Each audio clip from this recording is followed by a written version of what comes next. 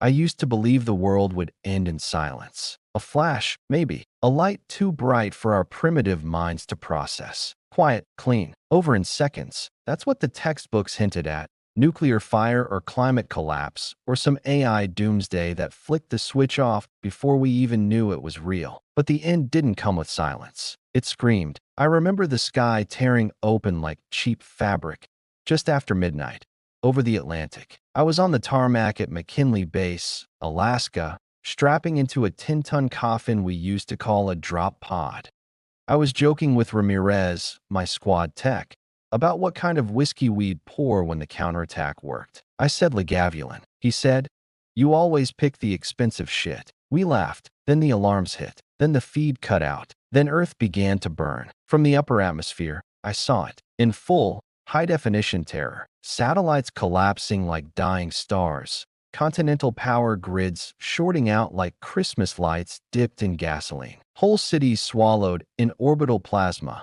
New York, Frankfurt, Tokyo, gone. Vaporized before the broadcasts even hit 500 million screens. 1 second there, the next static. They weren't here to negotiate. They weren't interested in flags or treaties or surrender. They wanted us erased. The Jatil didn't send diplomats. They sent gods, twisted things of bone and metal, 8-limbed giants with obsidian armor and a hatred that felt ancient. And their ships, those weren't crafts. They were cathedrals of war, hollowed-out asteroids turned into cannons, bleeding antimatter and nightmare fuel. By the time Command figured out what we were facing, half the fleet was gone. The other half was too busy dying to relay the message. We were the last orbital drop squad, 40 men and women in full combat exo-harnesses, descending like meteors toward the Rockies. Mission was simple. Hold a comms relay. Re-establish uplink with the Black Earth AI network. Give Earth a voice. A last scream into the dark before it was crushed. I didn't even make it to the surface. At 20,000 feet, my pod took a direct hit. Some kind of energy lance cracked it open like an egg. The world spun sideways. My restraint snapped. For a second, I floated, weightless, breathless, just a man dangling above a dying world. And then I fell. I don't remember hitting the ground. I only remember waking up inside the wreckage. Helmet cracked, blood in my mouth. Ramirez's arm crushed under a support beam, his body twitching like a short-circuited puppet. I couldn't save him. He knew it. I knew it. He just stared at me and said, "Make it hurt." So I did. I burned the wreckage so nothing was left for the Jatil to scavenge. Not the tech, not the bodies, not our names. That's when the suit activated. I didn't even know I was still plugged into it. The Black Earth Combat Protocol, an experimental AI warfare interface buried deep inside a top-secret suit of powered armor. I was supposed to get the update next month. Guess I skipped a step. It called itself Nero. Voice smooth like velvet and venom. Cold as winter steel. Pilot Cal Rennick. Status: critical. Radiation levels: lethal. Neural interface: stable. Protocol Black Earth. Initiated. I didn't ask for a partner. I didn't ask to be plugged into a war god. But Earth was burning, and I was all that was left in this quadrant. So I let it take me. Nero reconfigured the suit, reinforced it with adaptive carbon mesh plating, fueled the systems with my own decaying biosignature. It basically turned me into a self-charging, walking ghost. And I walked. For 3 days, I trudged through ash and ice. The Rockies were gone.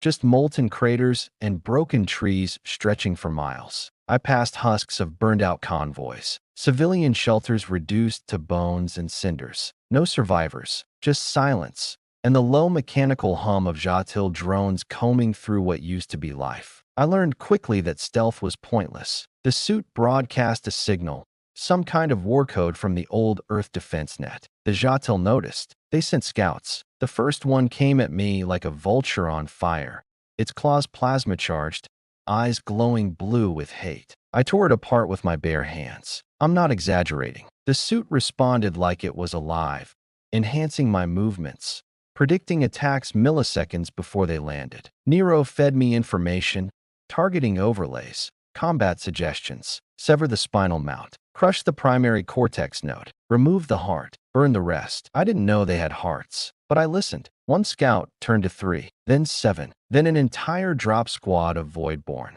Jatil death soldiers armored in living flesh. They descended from a ruined freighter outside Boulder, snarling and clicking in some alien dialect I didn't understand. I didn't need to. I gave them more. My railgun roared like thunder. My fists cracked helmets. I moved like a demon. I didn't feel pain, or cold, or hesitation. Just fury. Controlled, surgical fury. When the last one died, Nero said, "You are now classified as Anomaly 011. Enemy combatant of high priority. Targeted for immediate termination." That's when I laughed. Because if they knew I was coming, they'd start to fear me. And fear is the first crack in a conqueror's armor. It's funny what sticks with you after a massacre. You don't remember every blow, every scream. You remember the smells. Melted plastic, burnt ozone, the iron taste of blood in the air. You remember faces, even when they're half gone. You remember the stars, flickering above the smoke, indifferent to everything dying beneath them. By day 4,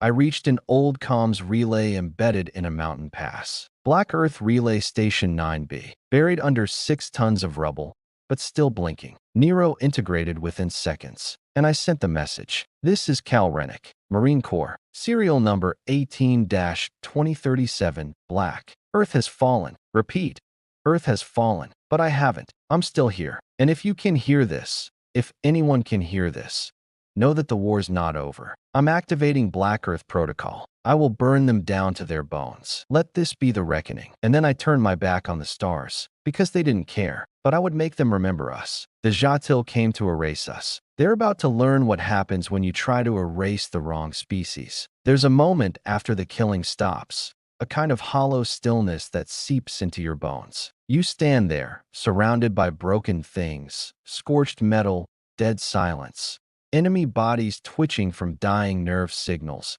and you expect the world to breathe again. Like maybe, just maybe, that was the last fight. But it never is. After Boulder, I learned that the Jatil didn't care how many we killed. 10, 100, 1,000. They just send more. Like a tide that doesn't know how to turn back. And tides, you can't punch. You can't stab. You can't scream at them loud enough to stop. But maybe, just maybe, you could nuke the ocean. That was the theory behind Black Earth Protocol. We were humanity's backup plan, not the shiny frontline defense or the public hero units that got broadcast on UN channels. No, we were buried deep. So deep most generals didn't even know we existed. But Nero knew, and Nero remembered. Directive unlocked. The voice said, cutting through the cold with that unsettling calm. Vault access confirmed. Coordinates received. It was a whisper from the grave. A digital ghost buried in the war code of Earth's final scream. I followed it. The vault was buried beneath a glacier in southern Alaska. Black rock, old ice, ancient silence. The kind of place that had been untouched by war until now. Took me 6 hours on foot, moving through snowfields littered with Jatil scouting pods. Most were dormant. Some weren't. The ones that moved, I ended. Quickly, quietly. I didn't enjoy it anymore. I just needed them gone. By the time I reached the mountain's edge, the sun had started to bleed across the horizon. Not rising, not setting, just bleeding. Like the world couldn't figure out which way to turn. I found the entrance beneath a rock slide. Looked like nothing. Just jagged stones and wind-scoured ice. But Nero guided me straight to it. A palm panel hidden beneath the surface. Ancient, rusted, blinking faintly. When I touched it, something old and angry groaned beneath the earth. "Welcome, Operative Rennick," the voice said, older now, dustier, like a machine that hadn't spoken in decades. Authorization, Black Earth. Identity confirmed. Vault unlocked. The rock split open, and I descended. It wasn't a vault. It was a cathedral. Rows upon rows of cryo chambers. Armored suits hanging like steel angels from the ceiling. Weapon racks that stretched 20 meters high. Servers pulsing with old light. And at the very center, on a raised obsidian platform, stood the beast. Prototype Black Earth Armor Mk-13. They hadn't built it for men. They'd built it for monsters. It stood 12 feet tall, even deactivated. Jet black, plating with layered ridges like muscle fiber and bone. The helmet had no face, just a reflective surface that seemed to absorb light. And beneath it all was a fusion core designed to survive singularity-level events. It wasn't powered by solar or nuclear or anything logical. It fed off entropy. Death made it stronger. I approached, and something in the air changed. Like the pressure dropped. Like the room knew what was about to happen. Warning, Nero said. Neural override will cause permanent interface bonding. You will no longer be classified as human. Proceed. I didn't answer with words. I stepped forward and touched the suit. It opened like a blooming steel flower. The pain was immediate. Not physical, not at first. It was something deeper, like my memories were being unspooled and rewritten in real time. Every fear, every doubt, every flicker of hesitation pulled apart and restructured into code. I felt the machine crawl inside my head, not to invade, but to fuse. Nero didn't speak during the process. It just watched, measured, adjusted. I could feel it in the back of my skull, sinking with every breath, every heartbeat. And when the armor closed around me, when the plate sealed and the light in my vision turned red, I felt it. The rage. It wasn't mine, not entirely. It was something old, something built into the system. This armor had been designed for one thing: counter-genocide warfare. No diplomacy, no restraint, just scorched earth and smoking bones. And now it had a pilot. Bonding complete, Nero finally said. All systems online. Your new designation is Ghostfire. Why that name? I asked, breathless. Because you are the last spark in a dead world. And just like that, the beast was awake. The suit changed everything. Speed, strength, reflexes. I could see heat signatures through 3 mountain ridges. I could hear the hum of enemy drones 50 clicks away. My neural impulses didn't just control the armor. They were the armor. Every movement was seamless, like thinking and doing were the same thing. And for the first time since the invasion, I felt like I had teeth. But teeth don't mean much if you don't have something to sink them into. That's when the signal came. A Jatil carrier, designation Ketzer 9, was descending over Anchorage, dropping atmosphere processors, starting a full Terra conversion cycle. That meant they were laying roots. Permanent occupation, stripping Earth's ecosystem molecule by molecule to replace it with their own. We didn't have weeks. We had hours, and I wasn't about to let them set up shop. Route plotted, Nero said. Warning, overwhelming odds. Stealth not advised. Direct confrontation recommended. I smiled. Let's make it loud. I hit Anchorage like a meteor, dropped from a cliffside 2 clicks above the city's remains, straight into a forward operating base crawling with Jatil engineers. The first impact cracked the ice sheet like glass. Before the dust even cleared, I was moving. Plasma blade ignited, railgun humming, targeting overlay painting targets faster than I could think. They didn't expect resistance. Not anymore. They weren't prepared for a human with god-killer tech and nothing left to lose. I moved through them like fire in a dry forest. Limbs severed, power cells ruptured. Their weapons bounced off my suit like pebbles. My own blows caved in chests and snapped spine frames. For once, the screaming wasn't ours. The closer I got to the processor tower, the thicker the resistance. Jatil troopers poured from armored transports, their 6-legged mounts screeching and firing acid lances. I took hits. I felt every one. But the suit responded like it wanted more, drawing energy from the damage, converting pain into power. Nero laughed. Actually laughed. You are adapting well, Ghostfire. Yeah. I growled. Then let's finish this. The tower was a spiral of metal veins and organic tech, like a living tree made of steel and nightmares. At its base, dozens of Jatil commanders formed a defensive ring, too many for a direct charge. So I went through. Literally. I powered the suit's gravitic core and launched straight through the tower's wall, obliterating their central control node, sending chunks of living tech flying in all directions. Then I planted the fusion charge Nero had crafted in the vault. You are within the detonation radius, Nero warned. Good, I said. Let them know we were here. The explosion painted the horizon red. I stood in the fallout, smoking, armor cracked, but still holding. The Jatil weren't just pushed back. They were shattered. Whatever command structure they'd established in this region was gone now. Their signal was dark. And me? I was just getting started. I looked down at the scorched earth beneath my feet and thought about all the people buried beneath it. Ramirez, Leon's old team, civilians who never even knew what hit them. Cities turned to memories. They thought Earth was broken. They thought we'd lie down. They thought wrong. Next target? Nero asked, already mapping coordinates. I nodded once. wake the rest of them. Because if the Jatil wanted a war, I'd show them what humanity looks like when it starts one that you'd think after vaporizing a terraforming tower and carving a red line through an enemy base. I'd feel something close to victory. But the thing no one tells you is, when the smoke clears and you're the only one standing, victory starts to feel a lot like loneliness. Anchorage burned behind me, not from what the Jatil did, but from what I did. Nero tried to reframe it as a strategic success. But let's be honest, there's no clean way to kill a few thousand living things, even if they came to burn your world down first. I stood there, watching chunks of their living tech writhe and melt in the snow, and I felt nothing. That scared me more than anything, because the old me, Corporal Cal Rennick, would have at least looked for survivors, would have maybe salvaged something, tagged a body, whispered a prayer. But Ghostfire? He just scanned for the next fight. It didn't take long for the Jatil to respond. 2 nights later, if you can still call anything on a dying Earth night, they hit me in the pass near Valdez. No warning, no overhead signal intercepts, just a hum in the suit's auditory sensors and a voice from Nero. Incoming, 17 signatures. Composition, elite class, Voidborn. That name chilled me the first time I heard it. Not because I knew what they were, but because I didn't. Even Nero didn't have much on them. Just fragments from a skirmish on Mars. Redacted footage, high death counts, survivors listed as unrecoverable.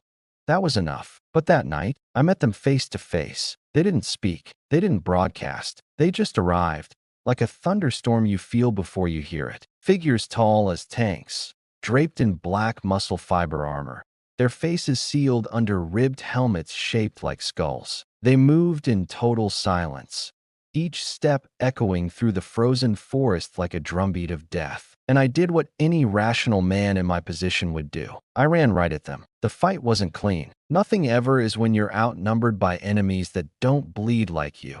Don't scream. Don't hesitate. The first one met me mid-leap. I twisted midair, drove my elbow into its head, and heard its helmet fracture, but it didn't go down. Just locked its claws into my chest plate and dragged me with it into a tree that snapped like a toothpick. Brace for impact, Nero whispered. Too late. We rolled downhill, punching, slamming, scraping metal on metal. By the time I got back on my feet, 2 more were already there, flanking me like wolves. I smiled through bloodied teeth. Let's dance. For the next 6 minutes, I was less a man and more a machine running hot. The suit processed movement like thought. A left jab turned into a blast wave punch that dislocated one of their shoulders. A dodge became a grapple, became a throw, became a crushing stomp to the neck of another. But they adapted. One clipped my leg. Another jammed an energy blade into the back of my shoulder. Pain blossomed like lightning. Nero cut the feed before it could cripple me, rerouted system flow, and overclocked my adrenal output. Warning, cardiac threshold approaching.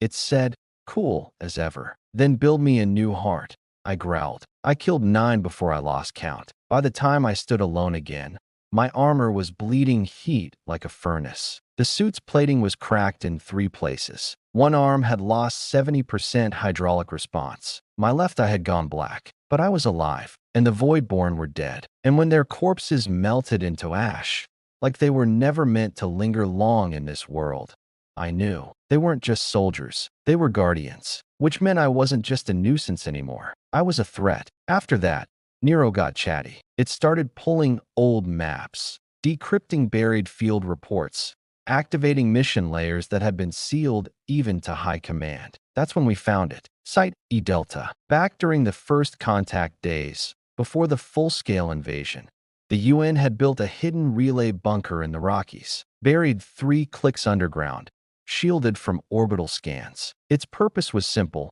Listen, track the enemy, study them, learn how to kill them. But then it went dark. No distress signal, no debris, just silence. Naturally, that's where I went next. The journey took 2 days. During that time, I barely slept. The suit kept me moving, pumping nutrients, regulating fatigue, but inside, I felt hollow. There were no civilians left out here. No chatter on the old emergency bands. Just wind, ash, and the occasional Jatil scout drone too slow to escape me. By the time I reached the coordinates, I didn't expect much, but what I found changed everything. The bunker was intact, untouched even. A sleek black entry hatch half buried in the mountainside. No scorch marks, no forced entry, like the Jatil never even found it. But the moment I stepped inside, I understood why. This place didn't want to be found. The lights flickered on like a haunted church. Cold, blue, too bright. Hallways stretched inward like veins in a corpse.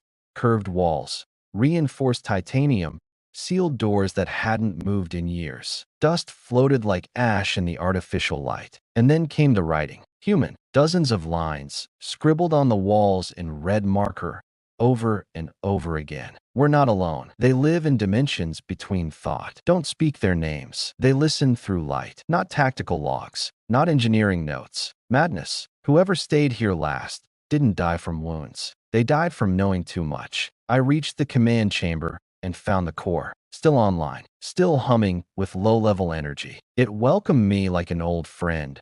One that had watched too many things it could never unsee. Nero integrated without resistance. And then the files unlocked. The truth poured out in a flood of corrupted footage, classified briefings, and whispered logs from scientists who'd stopped sleeping long before they stopped reporting. Turns out, the Jatil weren't a species. Not really. They were a belief system. A cult built around extinction. Not just of people, but of concepts. They didn't just kill bodies. They tried to unmake history, culture, memory, burn it out of the universe, so nothing could even remember what had been lost. They worshipped void. And Earth? Earth was in the way. We were too loud, too chaotic, too stubborn to bow. We spread our signal like wildfire through the stars.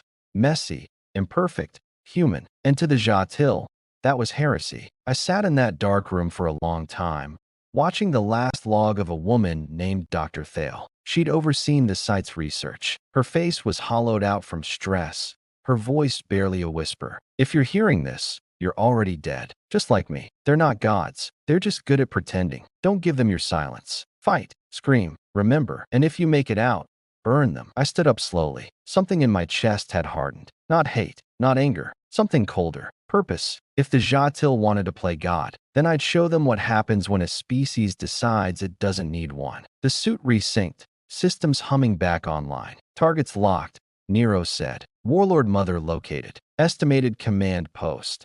Hive Spire, Midwest Quadrant. I stared at the old screen, watching a flickering red dot pulse like a heartbeat over what used to be Chicago. Then I whispered the words that would become a legend they never forgot. Let's go kill their god. There's something no one ever tells you about rage. It's heavy, not loud, not explosive, not like the movies would have you believe. It doesn't roar. It sinks down into your bones. Quiet, cold, like ash settling on your soul after the fires burned out. That's where I was.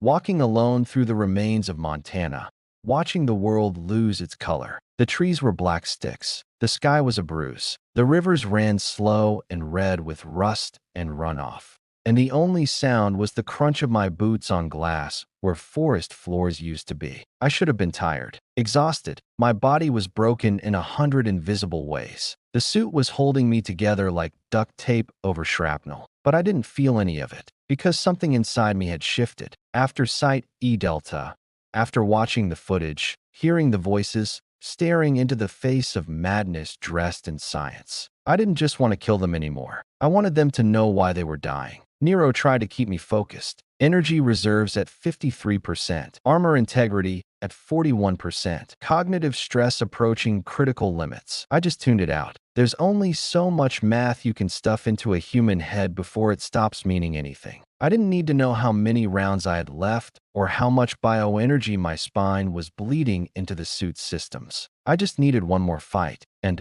sure enough, the universe obliged. I picked up the convoy signal at dusk. Old Earth military frequency, scrambled beyond recognition. Bursts of static, clicks, half words. But it was human, living human, moving southeast across what used to be Yellowstone.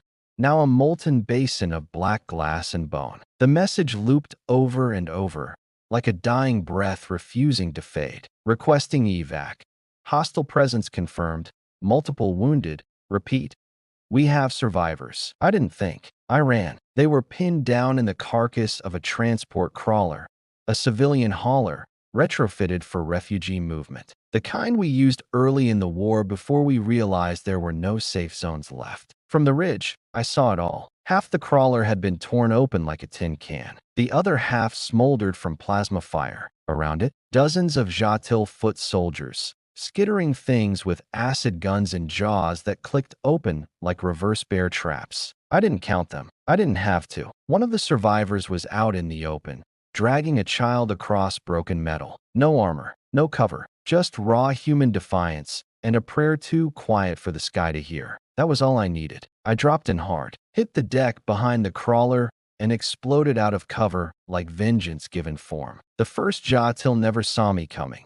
I hit it so hard its spine folded in half. The second got around through my thigh, but the suit absorbed most of it. I turned and drove my forearm into its faceplate, caving it in like wet clay. Then it got messy, real messy. I didn't fire from a distance, didn't flank. I charged, blades out, fists flying, screaming like a storm made of fury and flame. The suit roared with me, gravitic pulses flaring, kinetic barriers shredding everything in a 3-meter radius. They fell fast, and when they tried to regroup, tried to form that wall of shielded formation they always used when humans got too aggressive, I detonated a pulse bomb straight into the center of their line. The blast lit up the dusk like a second sun. And then silence. When the dust cleared, I stood alone, breathing hard, vision flickering, suit cracked open in places I hadn't even known were armored. I waited for the next wave, but there wasn't one. Instead, I heard a voice. "You're a human." I turned slowly. The woman looked like she'd seen a ghost.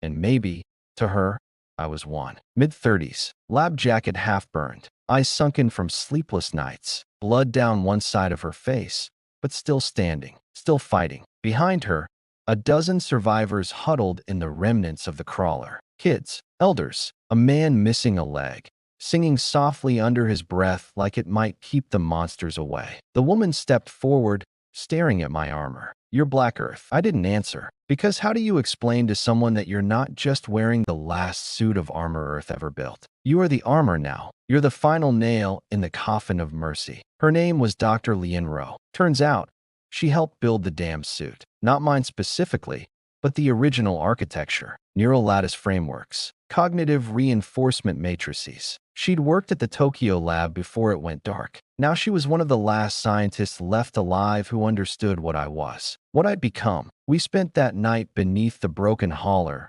running field repairs on the suit, patching up survivors, drinking melted snow mixed with protein gel. She watched me like a hawk. "Do you sleep?" she asked quietly. I shook my head. "Do you still dream?" That one took longer. Not anymore. She didn't look at me like I was a hero. She looked at me like I was a weapon she'd helped forge and lost control of. I think she saw what the armor was doing to me. The way my speech came slower. The way I stared a little too long at fire. The way my hands never stopped twitching, always curling, always ready for the next blow. Nero had been quiet for hours, letting us have our human moment, but I could feel it humming beneath the silence. Prolonged exposure to pilot emotional tethering may compromise operational clarity, it finally said. Translation: feel too much, and the armor breaks. Or I do. By dawn, we moved the survivors out, found an old ranger station with working solar panels and enough food for a week. Lien stayed behind to help them get stabilized. I was already turning to go when she grabbed my arm. "You're not a machine, Cal. No matter what that voice in your head says." I looked down at her hand.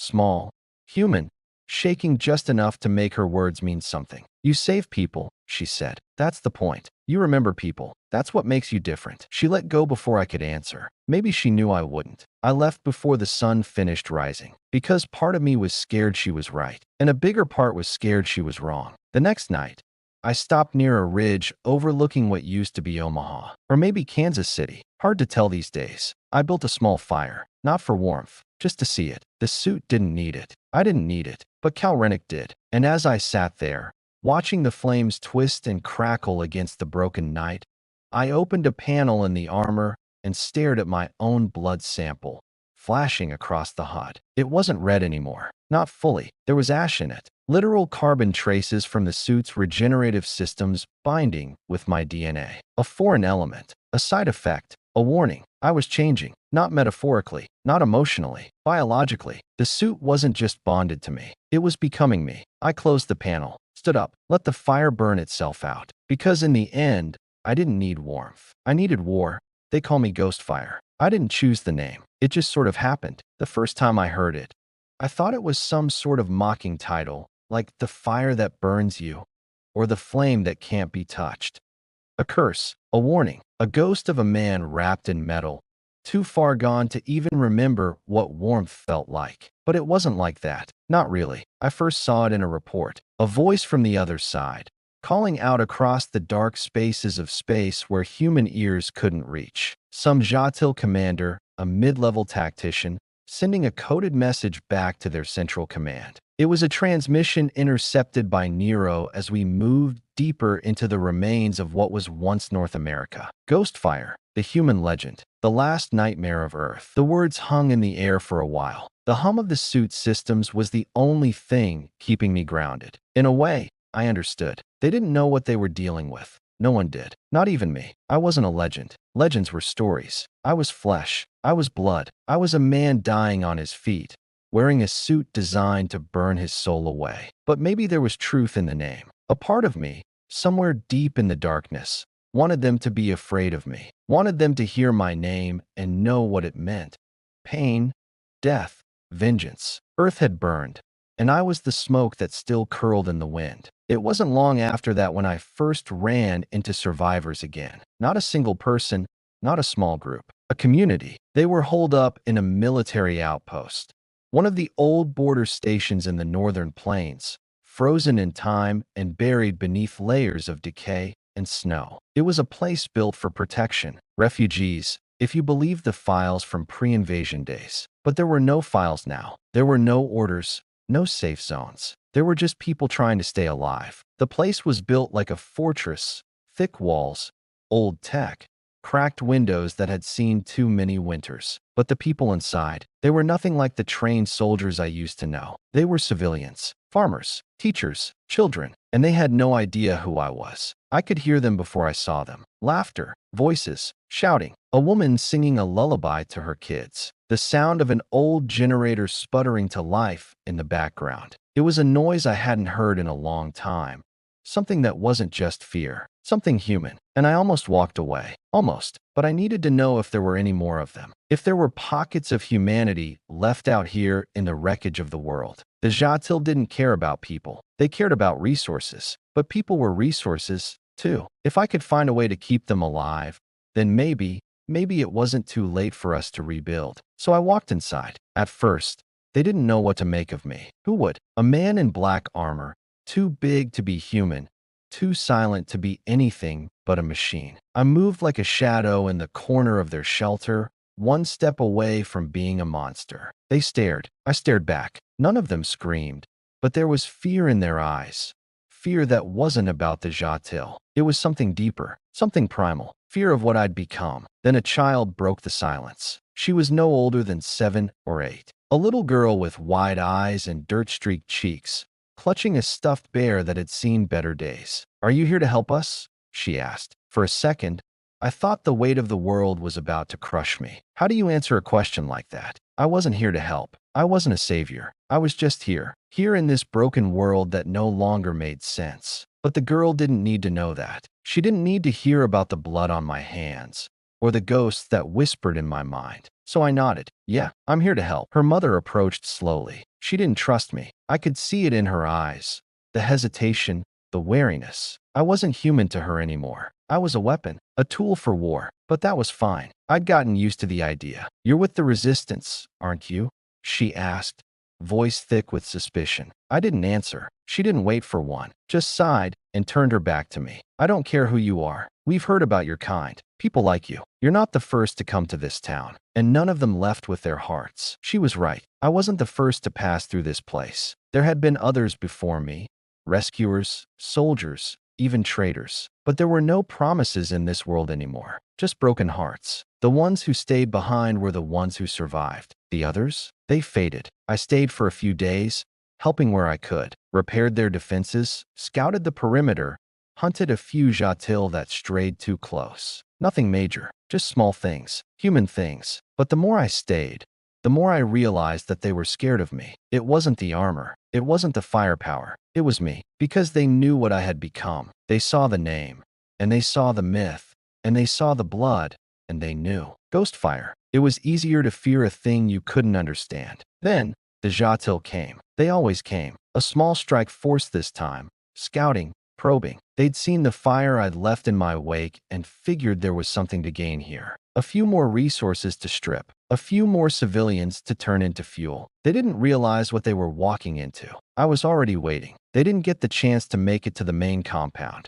I hit them hard, cutting them off from their line of retreat. It wasn't pretty. I moved like a storm, striking fast and ruthlessly, hunting them down one by one. The first one I took out, he was a foot soldier trying to run. He didn't even have a weapon, just a data pad in his hand, trying to send out a distress signal. I snapped his neck before he could scream. The next one came at me with a plasma sword. He was fast, faster than I'd anticipated. I let him think he had me cornered before I activated the suit's energy fields, rendering his weapon useless. With one swift motion, I drove my knee into his chest plate, caving it in, and they kept coming. Jatil soldiers, endless and cold, one after the other. They weren't thinking anymore. They were just following their programming. But I wasn't just another target. I was a force they couldn't stop. By the time I finished, there were only ashes left. The survivors never saw me fight. They never saw the blood on my hands. When I came back to the shelter, I found the little girl playing by herself, the bear tucked under her arm. Her mother was gone. Out in the field, tending to the wounded, making sure the rest of the community didn't see the horror I'd left behind. Is it over? The girl asked. I looked down at her, the weight of the world on my shoulders. Yeah, I said, it's over. But it wasn't. For me, it had just begun. I left that night because I knew the truth. The world didn't need heroes anymore. It didn't need saviors or legends. It needed survivors, and I was no longer sure which one I was. Mercy is a currency. Some people think it's a strength, something to hold on to, something to give away, like a gift. But mercy is fragile. It's like a candle burning too hot for too long. If you keep it alive too long, you risk setting yourself on fire. And I had set myself on fire long ago. It's strange, the things you remember when you're alone in the dark. For me, it's always the sound of Lian's voice, soft and steady, just before I left. She wasn't asking me to stay. She wasn't begging me to change. She was just trying to remind me that somewhere, beyond all the violence and the scars, there was still something that mattered. Don't forget who you are, Cal, she said, standing in the doorway of the shelter. If you keep walking away from everything, you'll disappear. You'll forget. I remember the way the wind carried her words, like a prayer whispered into a storm. But I hadn't stopped listening. I just couldn't stay. Not after everything I had done. Not after what I had become. I wandered for days after that. No real direction. Just walking, because that's what I knew how to do. Walk, move, fight, survive. There wasn't anything left of the man I used to be. I didn't miss the old me. I missed the feeling of not being haunted by everything I'd seen. I missed the part of me that used to believe people could make it, that humanity had a chance. Now, I was a soldier, a weapon, nothing more. On the 5th day, I found a small settlement. It wasn't much. A few metal shacks, a handful of survivors, most of them elderly, some children, and a couple of people who looked like they were clinging to life by sheer force of will. It was a skeleton of a community, still trying to exist in a world that no longer cared about them. I wasn't expecting much, maybe a few supplies, a place to rest. But when I saw the first sign of Jatil, I knew. I felt it. They were coming. I didn't know how long I had before they arrived. Hours, maybe minutes. The air smelled like blood before the storm even hit. I didn't give the survivors a choice. Get out of here, I said to the man standing at the gate. He was shaking, thin, his eyes locked in fear, but not for himself. For everyone else. You need to move. Now. He didn't understand at first. We can't just leave, he stammered. There's nowhere else to go. This is our home. I didn't have time to argue. I didn't have time for words. So I did what I had been trained to do, what I had become. I grabbed him by the arm, pulled him into the shadows, and pointed. Take the kids, I said. Take whoever you can carry. Get to the old mine shaft outside town. You have an hour, maybe less. It wasn't a suggestion. It was a command. I didn't care about their pride, their homes, their lives. I had seen what the Jatil were capable of, and if they stayed here, they were already dead. It was a cold truth, the kind you can't ignore, the kind that sticks in your throat like broken glass. I didn't stop to look back as the survivors scattered. I didn't let myself feel the pain of what I was doing. I wasn't saving them. I was just buying them time. When the first wave of Jatil arrived, they were too slow. I hit them with everything I had: plasma grenades, close quarters combat, energy pulse weapons. I turned their own tactics against them, using their numbers to push them into choke points, into fire. But the longer the fight dragged on, the more I realized I wasn't winning. I wasn't even slowing them down. The Jatil just kept coming, like an endless tide. I wasn't fighting them. I was fighting the clock. And then I saw him. It wasn't just any Jatil. He was different, taller, more imposing. His armor was darker, etched with strange symbols I couldn't read. His weapon, a massive, blood-red sword, seemed like it had been made for a god. The warlord, the leader of this strike force. And I knew, deep in my gut, that if I didn't stop him, if I didn't take him down now, the survivors I'd just sent running would have no chance. I waited for him to make the first move. Jatil are intelligent, yes, but they're predictable. The warlord lunged, swinging his sword in a wide arc. I dodged, stepping back just as the blade tore through the air, leaving a trail of black smoke in its wake. I swung my own weapon, sword in one hand, railgun in the other, but the warlord parried with a brutal force that sent my body reeling backward. The shockwave rattled my bones. I wasn't fast enough. Not this time. He pressed the attack, pushing me into the ruins of the old settlement. For a moment, I thought he might break through the armor, might break me. But that wasn't what happened. The warlord's sword came down again. This time, I didn't dodge. I caught it with my own blade. The impact felt like 1,000 volts of raw electricity shooting through me. Sparks erupted from my suit's joints. For a brief second, I saw his eyes, cold, alien, without mercy. He didn't speak. He didn't need to. He knew what he was. He knew what he was doing. And I knew what I was, too. I was the fire, and fire doesn't bend to threats. I slammed my knee into his stomach, driving him back for just a moment, just enough time to pull away. I activated the suit's final override, pressing the battle systems to their limits. The railgun came to life in my hand, a bolt of concentrated death. I fired. The blast tore through the air like a comet. The warlord staggered, his armor cracked wide open. But he wasn't down. Not yet. He roared, an inhuman sound that echoed through the destroyed town. His eyes locked onto mine as he charged again, unrelenting. No thought of retreat, no thought of mercy. And that's when I realized he wasn't just a soldier. He was a believer. He believed in the death of everything. He believed in erasing us, all of us, until there was nothing left but empty space. And in that moment, I knew that I wasn't just fighting for survival anymore. I wasn't even fighting to save the last remnants of humanity. I was fighting to remind the universe that we were worth fighting for. I met his final charge head-on, my pulse cannon overloaded, firing a point-blank shot that detonated his chest plate in a burst of violent light. For a moment, nothing existed except the fire, the smoke, and the silence. Then, the warlord crumpled. I stood over him. He was still alive, barely, gasping for breath as the last of his strength left him. His sword fell from his hand, the red glow fading to black. But I didn't need to kill him. The message had already been sent. There was no mercy, not anymore. When I made my way back to the settlement, the survivors were gone. They'd left, gone into the cold night, following the path I'd carved for them. I didn't know where they'd gone. Didn't care. It didn't matter. What mattered was that, for the first time in a long time, I remembered the feeling of holding on to something. Maybe it wasn't mercy. Maybe it was just the last breath of a dying man who couldn't let go of what humanity used to be. But in that fleeting moment, I was human again. Silence is a currency too, but it doesn't buy peace. It buys something darker. It buys you time. I didn't realize how much I needed silence until I was surrounded by it. The last firefight had taken everything out of me. The warlord's body still lingered in my mind.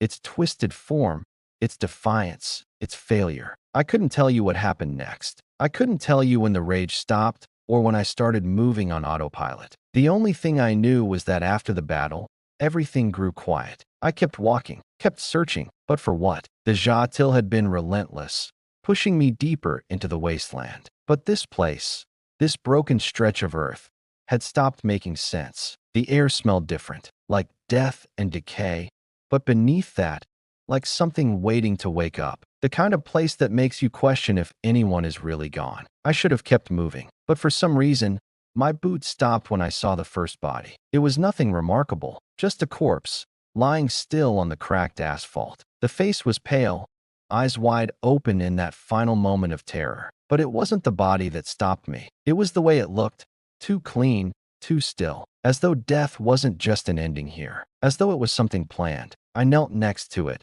scanning for any signs of resistance, any blood, anything that might have given me answers. But there were none. The body had been undisturbed, its wounds too clean, almost surgical. A shiver crawled up my spine. This wasn't the work of a soldier. It was the work of a ghost. That's when I heard it. A voice, so faint I thought I imagined it. Help! I froze. My hand went to my rifle, but I didn't raise it. I couldn't shake the feeling that this was some kind of trap. But the voice, it was too real, too human. Please help. It was coming from a nearby building. The sound of a woman, weak, almost broken. I didn't want to move. I didn't want to get caught in another trap. But the voice kept calling, like a tether pulling me toward it. Damn it!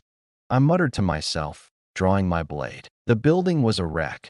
Half of it collapsed, debris spilling out from shattered windows and doors. It looked like a place abandoned long ago, forgotten by time. But there was life here. Someone was still alive, and I was damn sure not leaving without answers. I moved cautiously, every step measured, my rifle raised. The air inside was thick with dust, and the floor creaked underfoot. Everything smelled stale, like a place that had been empty for too long. And yet, in the middle of it all, I could still hear her, the voice that seemed to belong to no one, to nothing. Help me, please. I turned a corner, my heart pounding in my chest. And there she was, a woman, lying on the floor in the middle of what looked like a makeshift bed. She was pale, her skin almost translucent. Long brown hair clung to her face, sweat making it stick to her skin. Her chest rose and fell with shallow breaths, her eyes fluttering open and closed like she was fighting something inside her. I couldn't tell if she was delirious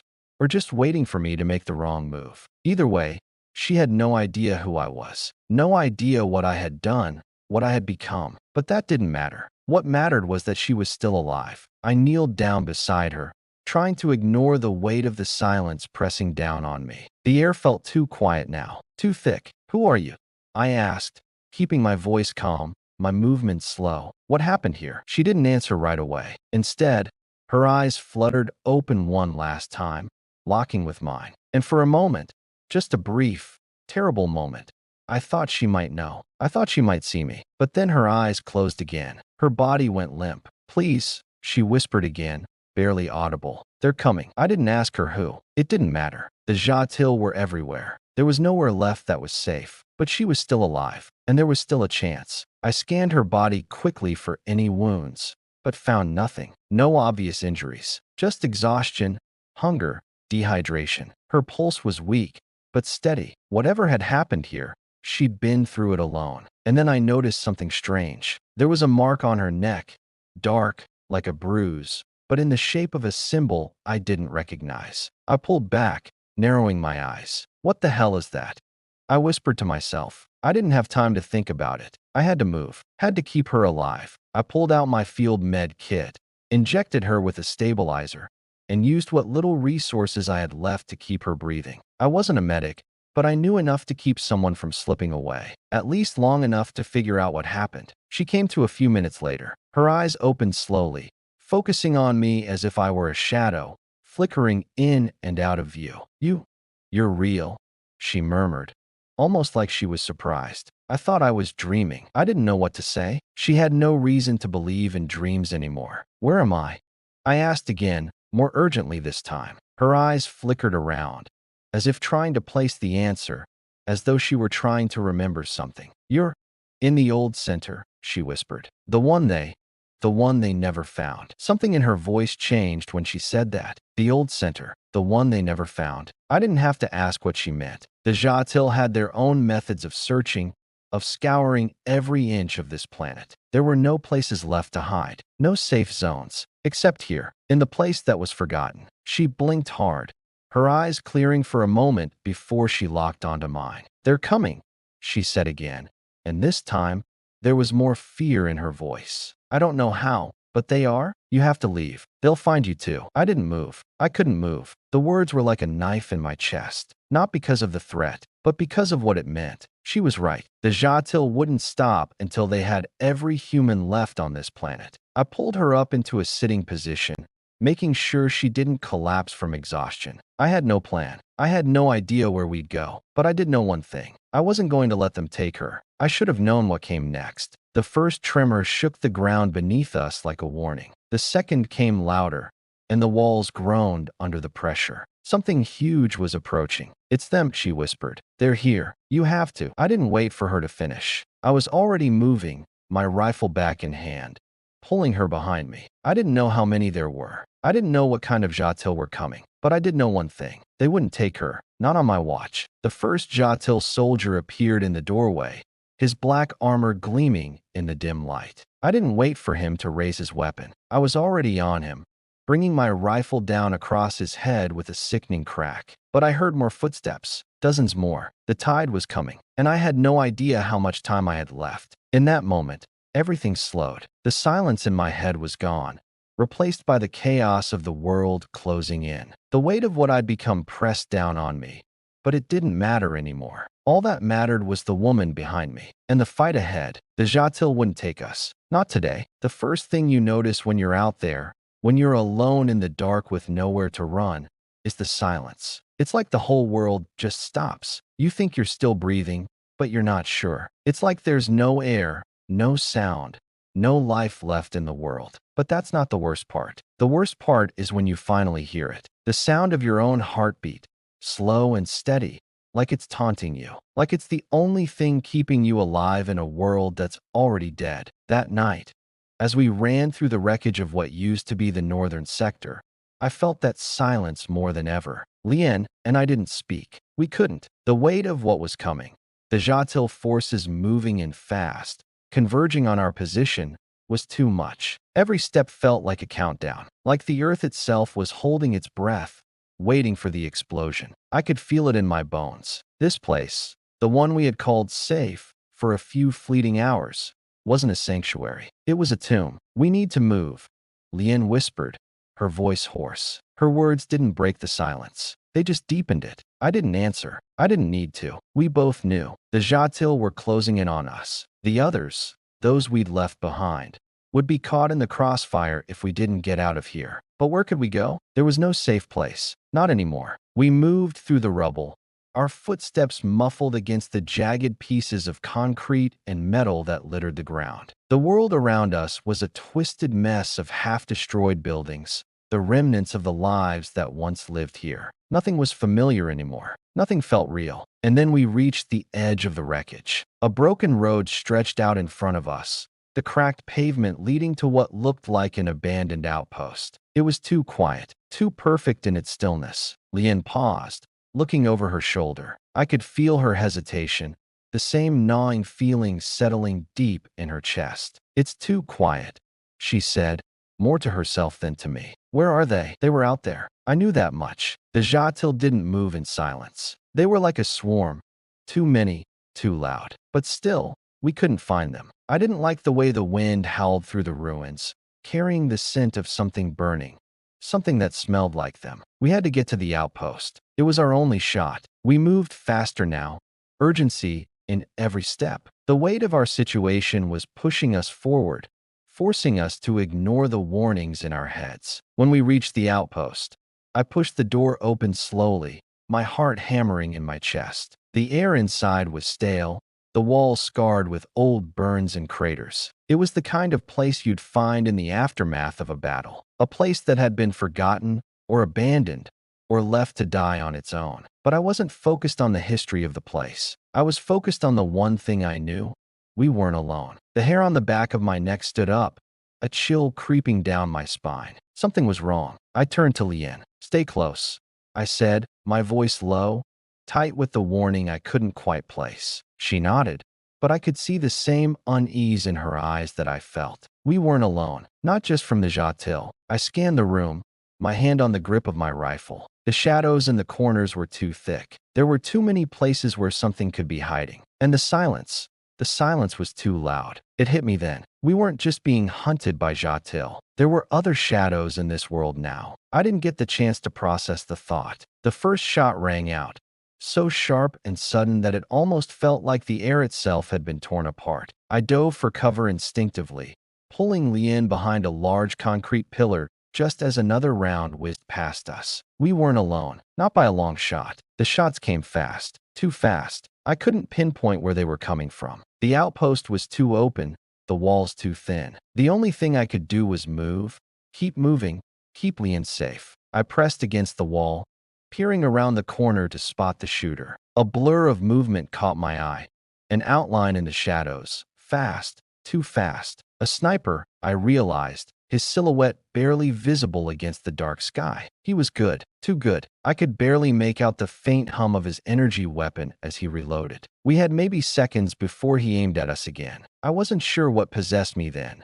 Maybe it was the instinct that had survived everything I'd been through.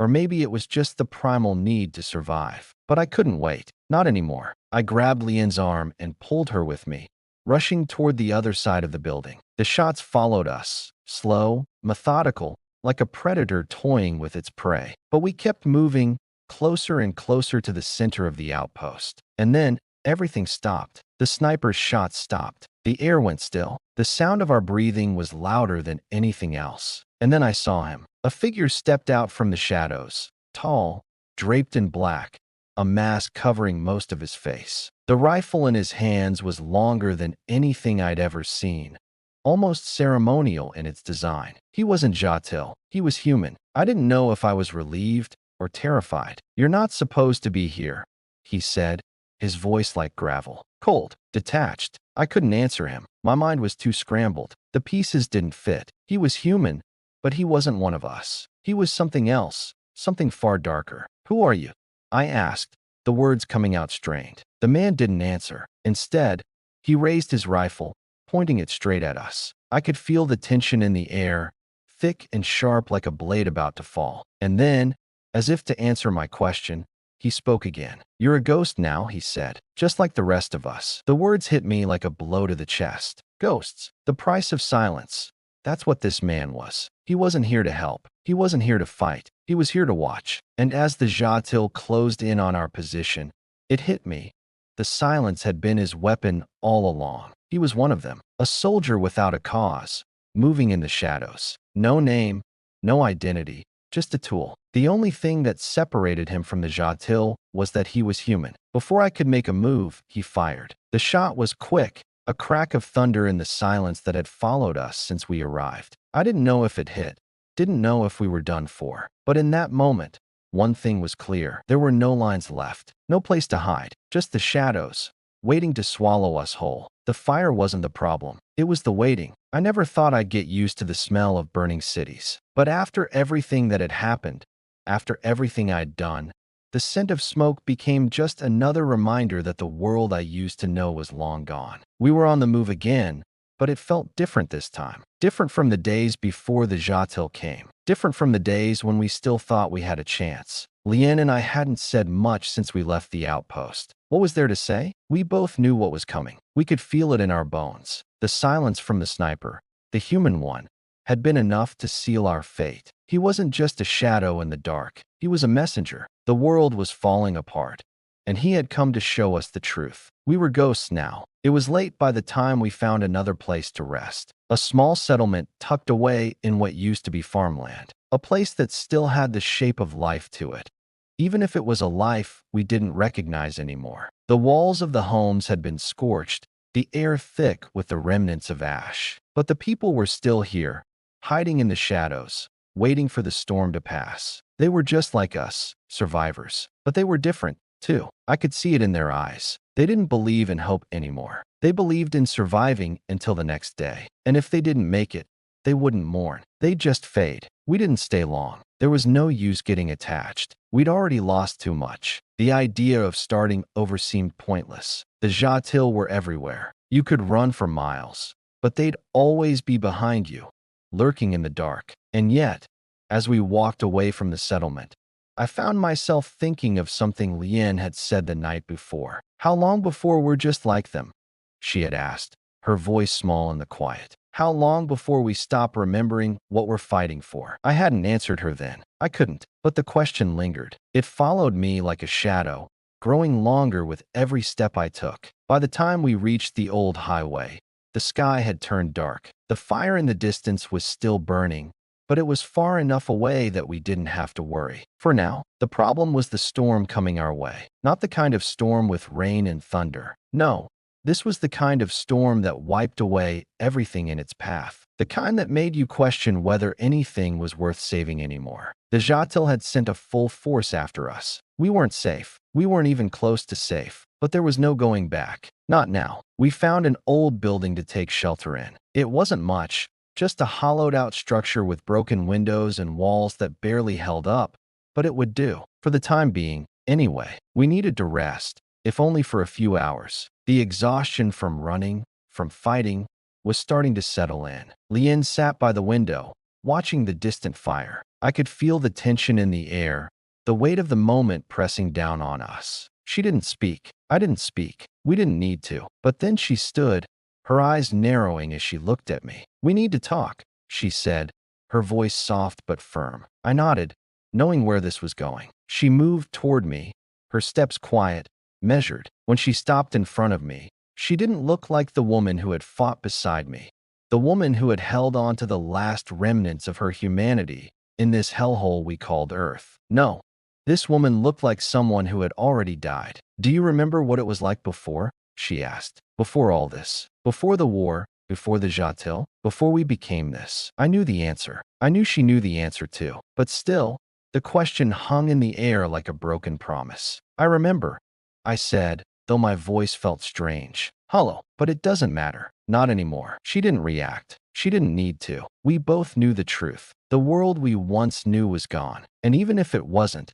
it didn't matter anymore. The price of survival was too high. The cost of humanity was too steep. "No," she said, shaking her head. "It matters. It's the only thing that still matters." There was a long silence between us, a silence thick with everything we couldn't say. It wasn't just about the world ending. It was about the pieces of ourselves we'd left behind, the things we used to believe in, the things that used to be important. We weren't just fighting for survival anymore. We were fighting for the ghosts of the people we used to be, the people we had lost along the way, the people we couldn't save. And I didn't know how much longer I could carry those ghosts with me. The fire in the distance was getting closer. It was a reminder that we didn't have much time left. The storm, the Jatil, it was all closing in. We had one choice, one last shot. I looked at Lien, her face half lit by the faint light coming through the cracks in the walls. She was right. We couldn't keep running. Not like this. We couldn't keep fighting without a reason, without something to hold on to. But the question was, what? What do we do now? I asked, the weight of the words pulling me under. Where do we go from here? Her eyes softened for just a second. She didn't have an answer, and neither did I. "We keep moving forward," she said finally. "One step at a time." It wasn't much, but it was enough. And as we stepped out into the cold night, the world seemed to shift around us. For a moment, I could almost believe that there was still something left to fight for. That maybe, just maybe, we could still make a difference. But I knew better. The storm was coming. The Jatil were coming. And we were running out of time. As we made our way down the highway, the ground beneath us felt like it was alive. The earth seemed to hum with the energy of something big, something far beyond us. The Jatil were out there, hidden in the shadows, waiting for us to make the first move. But we didn't make the first move. We were already on the run. And as the fire behind us grew brighter, I couldn't help but wonder how much longer we could keep running, how much longer we could survive. And in the end, how much of ourselves would we lose before we finally stopped? The stars were almost gone. I used to think there was something beautiful about the night sky, that in all the darkness, there was a kind of peace. The way the stars would stretch endlessly, like whispers in the void, telling stories we'd never hear. But now, all I saw was empty space, void of meaning. The light was fading, and what was left, the endless expanse of black, felt suffocating. A canvas for things that couldn't be seen, that shouldn't be seen. I hadn't thought about the stars in a long time. I hadn't thought about anything other than survival. But somewhere in the back of my mind, the stars had always been there. A reminder of a time before everything had turned to dust. Now, they were just a memory. Lien and I kept moving, always moving. The Jatil were everywhere. Their ships filled the sky, blotting out the little light left. Their patrols scoured the planet, hunting us down like animals chasing their prey. We didn't have much time. The message was clear. We had to reach the old facility, the one we'd heard about in the whispers, the one we hoped still had something left of the old world. Maybe it was a lie. Maybe it was all just stories,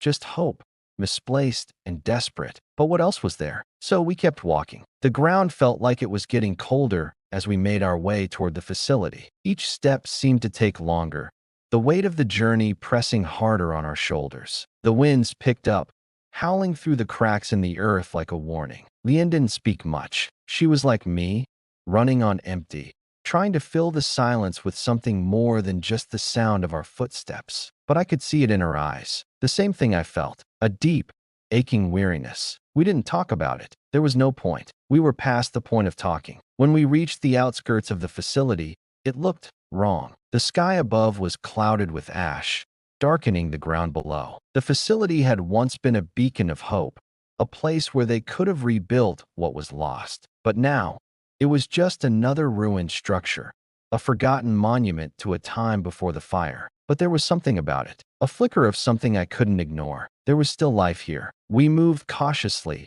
every step measured, every sound amplified. The entrance was just ahead, a narrow doorway half hidden by debris. We weren't sure what to expect inside, but we had to take the risk. It was our only chance. Lien stepped forward, her hand brushing the door's rusted surface. She hesitated for a moment, but only a moment. "You ready for this?" she asked, her voice small, but steady. It wasn't a question. Not really. She knew I was. I knew she was. "We don't have a choice," I said. I don't know why I said it like that. Maybe because I didn't know if we had a choice. Maybe because I didn't know if we could make it out alive, let alone find anything inside worth saving. But I followed her through the door anyway. Inside, the air was thick with dust and the smell of metal. The walls were scorched, parts of the ceiling had collapsed, and everything felt like it was just waiting for the final blow to come. It was the kind of place that would have been abandoned years ago, if there had been anyone left to abandon it. But there were signs of life. Faint sounds echoed in the distance.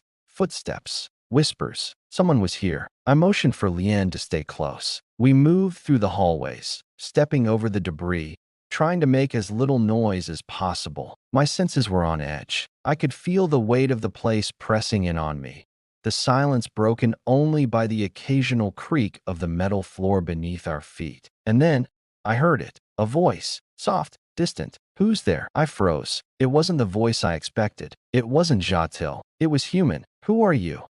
The voice repeated, a tremor in it. I stepped forward slowly, Lien close behind me. The voice came from a small room ahead, its door slightly ajar. I pushed it open, and there she was. She was sitting in a chair, a woman with ragged clothes and a face worn by time. She looked like she hadn't seen the sun in years. But there was something else there too, something sharp in her eyes. I'm Sarah," she said, her voice hoarse but clear. "Who are you?" I hesitated. Should we tell her? Should we trust her? But what choice did we have? "We're just survivors," I said, my voice softer than I meant it to be. "We heard there was something here, something worth finding." Sarah studied me, her eyes scanning every inch of me, like she was deciding whether or not to believe me. After a long pause, she nodded. "You're looking for hope?"